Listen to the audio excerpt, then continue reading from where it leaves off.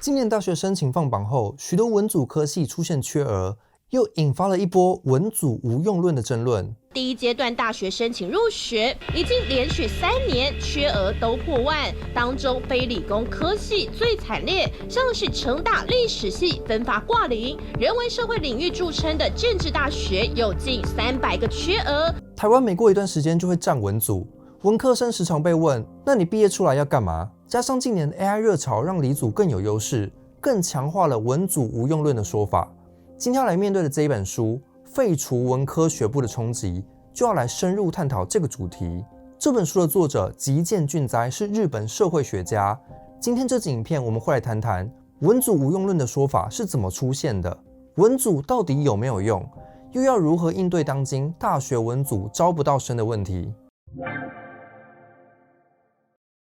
2015年6月时，日本媒体上出现一则报道，说日本的教育部要强化理科，废除文科学部，因为他们无法培养社会所需的人才。这个消息很快就传遍全世界，登上了《华尔街日报》。有学者出来痛批说，大学失去多样性是国家的损失，废除文科的话是让日本变成极权主义国家。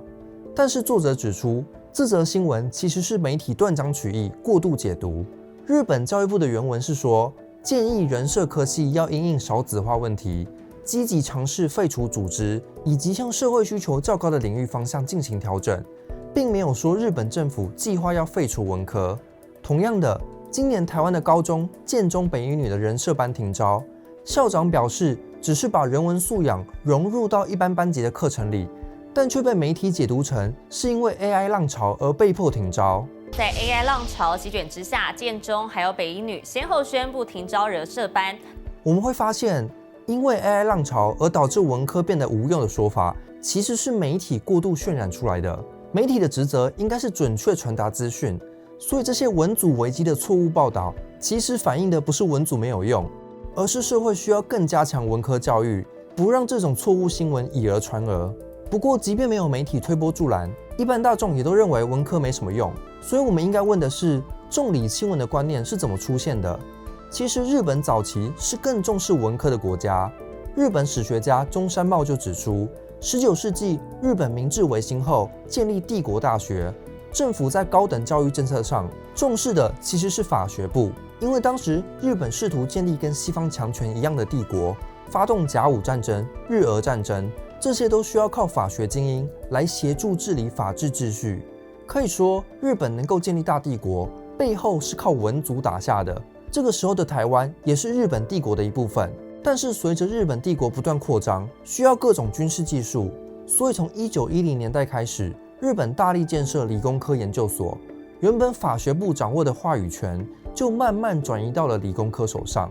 直到二战时期，日本为了打造大东亚共荣圈，在1940年颁布科学动员实施计划纲领，说要能够战胜美国，政府就必须大力资助科学研究。从这个时期开始，政府有70%的补助经费都被理工科拿走了。这个结构比例一直延续到今天的日本都还是如此。而到了战后，世界各国的目标从军事化发展转向经济发展。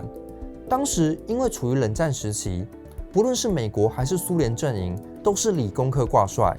大学理工科的入学名额不断成长。正是因为每年有大量的理工科毕业生被输送到社会上，才让战后的西方还有日本可以实现快速的经济成长，转向资讯社会。到了21世纪，世界各国的教育政策转向新自由主义，把国立大学法人化，引入竞争原则，这导致不容易申请到研究经费的文组就会在竞争中被淘汰。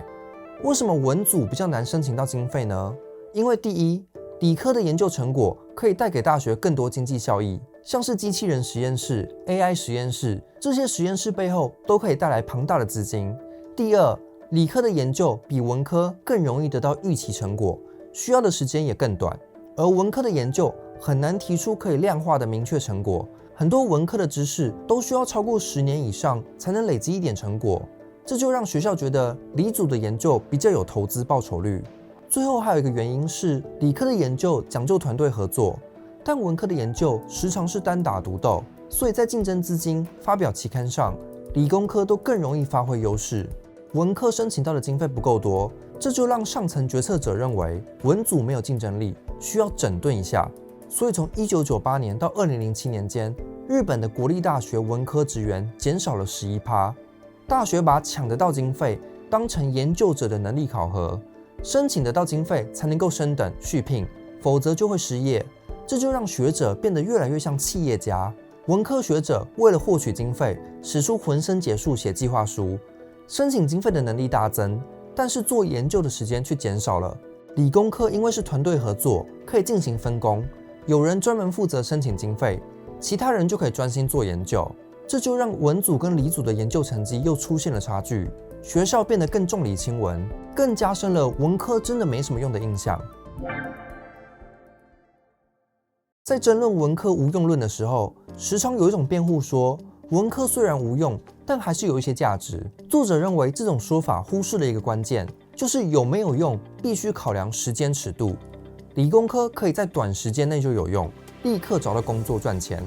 因為社會上對有用的定義總是用薪資來衡量，所以大家也就認為理工科最有用。理化及地科學門平均薪資56374元，排名第一；工程相關51927元，居次；醫藥學門排名第三，而文組的法律和教育學門分別列在第4和第5。但是文科的效用通常需要更長時間才看得到，像是學法律的畢業出來就可以當律師，跟理工科一樣，短期內就有用。但是社會學、人類學則是中長期的視野，需要累積足夠的田野經驗才能發揮作用，可能需要花上5到10年的時間。再來，哲學跟歷史則是長期視野，如果要用哲學來改造社會的價值觀文化，可能需要1個世代的時間才能見效，因為短時間內看不見成效，就被一般人認為沒有用。但是如果從更長時間的角度來看，文科其實非常有用，因為文組負責創造價值，讓整個社會懷疑原有的價值尺度，批判以前視為理所當然的東西，而不是盲目的跟着潮流走。例如在20世紀中後期，全球都在拼經濟，加速開發，這時候需要的是理工科的人才。但是當今21世紀，各國意識到氣候危機，不再盲目搞經濟成長、大量生產，而是開始追求淨零碳排 ESG， 反對過度消費，提倡回收再利用。這種價值的轉向，就是文科的人在做的工作。科學家可以告訴我們全球暖化造成的問題，但是要改變人們的價值觀，轉向綠色新政，還需要社會科學文科的人才。我們可以再進一步質疑，這種文組理組的爭論其實是非常晚近的現象，以前的人根本不會這樣思考。最早在中世紀的大學中，並沒有文組理組的區別，只有區分有用之學跟自由之學。有用之學指的是神學、法學、醫學，自由之學則包含了文科跟理科。因為對當時的人來說，要成為一個自由的人，就必須同時學文科跟理科，也就是我們常聽到的博雅教育。像是17世紀以前的哲學家笛卡爾、萊布尼茲、牛頓，都是同時研究哲學跟科學。你如果跟他們說文組沒用，理組才有用，他們根本聽不懂你在說什麼。因為科學跟哲學是統一的學問，一直到19世紀，文組跟理組才分化成2門學問。當時的情況是，19世紀初，德國普魯士敗給了法國拿破崙的軍隊，德國人產生了一種迫切的亡國感。當時普魯士的教育部長洪堡就提倡，透過建立柏林大學來復興德國文化，讓柏林大學成為現代大學之母。但是19世紀，歐洲處在工業革命的高峰，理工科的人才技術主導了社會變革，所以當時的德國就掀起了一場辯論。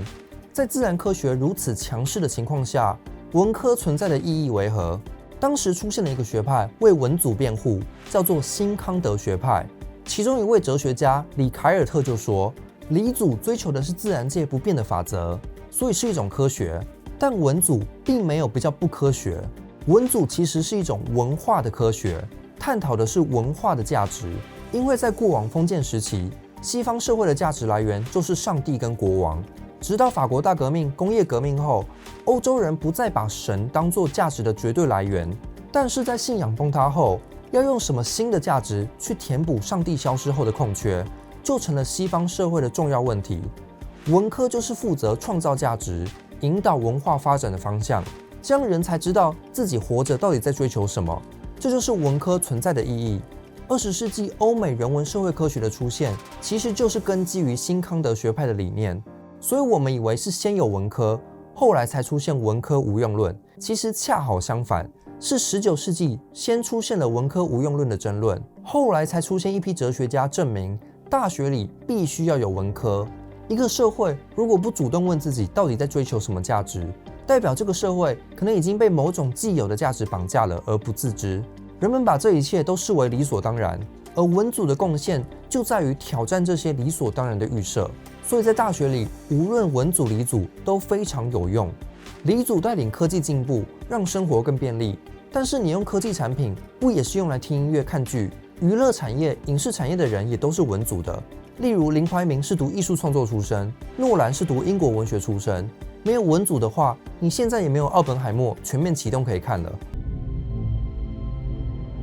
或是理工科的人毕业赚了很多钱，可以到处旅游享受，但是旅游业、历史文化、博物馆也都是文组的工作。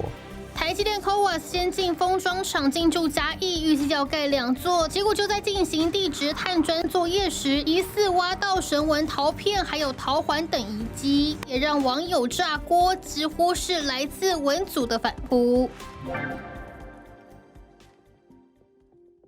接下来作者要诊断当今大学招不到文科生的危机。首先，大学招生缺额其实不能说是文组危机，而是供需结构的问题。日本跟台湾的处境很相似，都同时经历了广设大学还有少子化。台湾在1990年代出现一连串教育改革，其中一项诉求是广设大学，希望让大学录取率提升，减轻学生压力。从1996年开始，大专院校越来越多，开始出现私校学电化的倾向。再加上少子化的影响，台湾从2011年以来，大学新生人数就不断下降。人口结构已经无法支撑这么多大学继续生存，市场早就饱和了。这就导致一个结果，许多大专院校不再是专心致力于研究，而是专心搞自我行销、做公关，吸引更多人来就读，开始设计各种听起来很有噱头的科系，把自己兜售成毕业后好就业来吸引学生，甚至还有学校要求教授拉人来就读。学校为了要求生存，现在呢就要求教授要积极的招揽学生，每一位教授要拉5位学生入校，否则就有可能会面临扣考这个考绩，甚至呢是没有年终奖金。大学从教育研究的逻辑转变成了行销经营企业的逻辑。学校为了填补招生缺口，使出各种招数，像是开设在职专班，让成年人来进修，或是搞国际合作，吸引留学生来就读，这些都是为了抢夺学生资源，维持学生人数。为了吸引学生，大学越来越愿意把自己兜售成职业训练所，这就让企业可以把人才培育的职责外包给大学，社会也就逐渐把大学等同于职业训练所。正是在这种趋势下，文组可能因为毕业起薪低而不受青睐，导致更严重的招生危机。那这个问题该如何解决呢？作者提出了几个想法。首先是大学可以跟高中合作，让高中生提早认识大学文组到底在干嘛。因为我们的文化并不鼓励学生自主探索不同学科，而是鼓励学生把时间花在读书准备考试。很多高中生明明不清楚这个科系在学什么，却被要求说先考上好大学再说。这就导致很多人上大学后并没有匹配到自己真的想就读的科系。如果回到高中可以重新选组的话，你们还是会选文组吗？肯定选理组。上大一就蛮后悔了。所以你会后悔念这个系吗？大一刚进来，我已经有点想转学了。因为你是什么科系？企管系。这科系跟你想象是一样。所以大学可以跟高中合作，让高中生更早知道大学的文组在学什么。第二个应对文组招生缺额的方法是宫本武藏的2刀流主义。宫本武藏是日本江户时代的剑术家，他最有名的剑术是2刀流，就是同时持有长短2把刀，更能灵活应战。因为你不知道遇到的敌人会是近距离还是远距离，所以宫本武藏说，打近战还依赖长刀的，就是一种谬误。同样的，当今的世界变动之快，需要同时拥有2把刀的跨领域人才。也就是能够结合文科跟理科的知识，来创造出更高的价值。例如，很多软体公司都会遇到智慧财产权的问题，所以主修资讯科学的学生，如果又去辅修法学课程，就可以凸显出它的独特价值。还有像是哲学系，如果只是主修，毕业后可能很难找工作。但是如果把哲学作为辅修，学习批判性思考，再搭配一个理工、医法商的主修，都会是很有力的二刀流。像是台积电近几年也在找政治学的人才，才能够应对美国跟中国的晶片战争。求职社群网日前释出台积电商业情报分析师职缺，征求对美中台关系政经相关背景，有4年资料分析市场研究经验，且要能跟上美中政治经济动态的政治国际关系博士，抛出橄榄枝。开出稀缺后1周，已有146位报名。所以问题不是文组没有用，而是要看你会不会用，知不知道如何让文组的知识发挥最大效益，还有大学能否把文组课程与当代问题做衔接。像是美国的常春藤盟校布朗大学就有一个特殊传统，叫做开放式课程制度，不会硬性规定必修课，而是给学生自己设计课表，只要学生在毕业前至少修完一个专业学程即可。所以学生有高度的自由去综合学习文组跟理组的知识。还有像是日本的国际基督教大学，追求博雅教育的理念，废除了学部学科的纵向划分。学生可以自由组合自己的主修课程，不会受到文组、理组的限制。台湾的大学如果要引入这种二刀流主义，就必须大量缩减主修的必修学分，让学生有更多自由，自行选课。不过，就算大学里许多学生都可以自由选课，还是必须面对当今少子化、学生减少的问题。作者的建议是，社会应该改变谁应该读大学的观念。我们多数人都认为，大学是高中毕业到出社会之间的缓冲期。许多人读大学，要么是把大学当成职业训练所，不然就是在逃避现实，延缓进入社会的时间，而不是因为他们真的想要进大学求职。读大学是希望有更多时间自我摸索，或是希望毕业后可以找到好工作。这样一来，大学就变成像是一群高中毕业的迷途羔羊的收容所。作者认为，我们应该改变观念，不要把大学当成从高中到出社会中间的缓冲期，而是把大学当成各年龄层都可以回归的学习场所。例如，在职场工作多年后，很多人会发现自己哪里有不足，这时候重回校园读文科，就不是为了找工作，而是希望充实自己。像是许多公众人物在工作多年后，会再回学校进修文科，或是已经不用为钱烦恼的中老年人，也可以重回大学，学习自己真正喜爱的知识。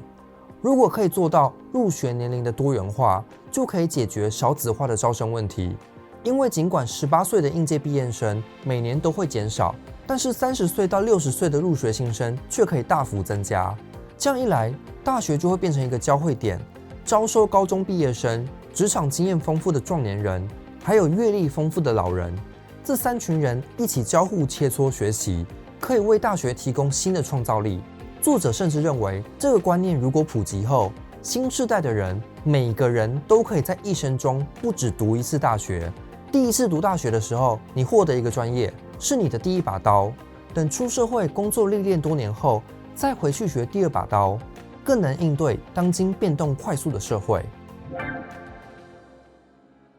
今天这支影片，我们介绍了文科无用论的历史源头。其实文组曾经在历史上掌握更多话语权。在中世纪时，文组、理组甚至是同一个类别，都是自由之人要学习的知识。而文科在19世纪分化出来，其实是为了回应文组无用论的挑战，认可文组的工作是创造价值、引导文化发展。而在少子化、文组出现危机的当今，我们可以用二刀流主义来打造跨领域的人才，让入学年龄多元化。大学就不再只是高中毕业生的职业训练所。当今21世纪资讯爆炸的时代，有点像是16世纪欧洲刚出现印刷术时，